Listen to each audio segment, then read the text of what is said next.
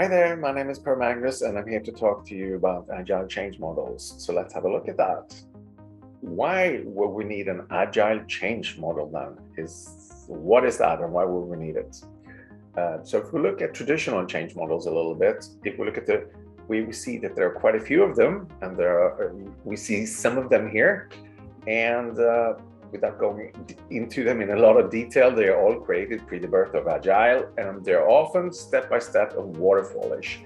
And they're also very general in an Agile perspective. They don't talk specifically about specific Agile organizational challenges. One of the traditional ones is the correlating change model or the accelerate model, which is the most business-focused model, which is why we like it. It's very focused on customers and clients and building business and organizations. It's also very people-focused. The pro is that it's centered around the big opportunity. The con is that it's step-by-step and not fully agile, and also, like the other models, maybe a little bit general in an agile perspective. So what do we mean by general? What do we mean by agile change then? So all other change models are very general. They're trying to apply general ideas to most things, and that's a great value. Naturally, there's a lot of learning, a lot of great ideas and principles in the other models, but is it enough is the question, right? So a general model has no or very little usage of agile practices. So there's no explanation of how to do sprints or backlogs, etc., in change management way. There's no hands-on practical advice on things agile.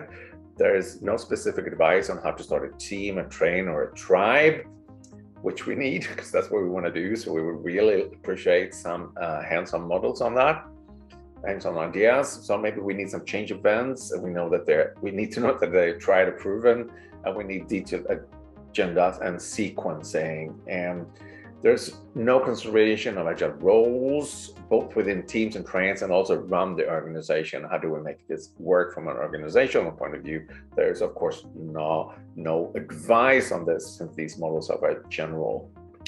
So all this forces us to figure it all out by ourselves and yourself, and that takes time and makes change slow.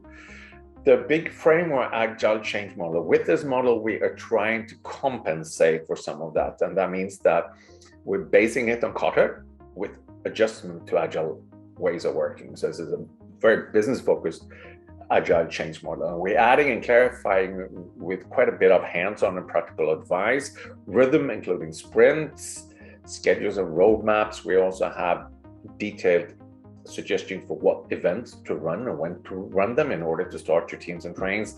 And there are also quite a few discussions and thoughts about agile roles and role definition and how to make the overall organization really work well.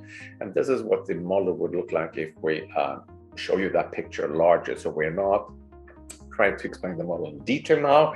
We are more trying to make the argument that if you want fast agile change, we need to use an agile change model. So the overall conclusion we're trying to make here is that an agile change model, which has specific agile advice, will lead to faster change. It will also lead to easier change. There will be higher quality of change. And yes, the final conclusion, you can, of course, combine general models with more specific ones, such as the big Agile Change model. And what we're saying here also is that that is a super good idea. So if you're happy with your current model, add specific advice to it and you may become much faster. I hope that was some good general thoughts about Agile Change models and the way to think about how to use them. So hope to see you soon. Be good. Bye-bye.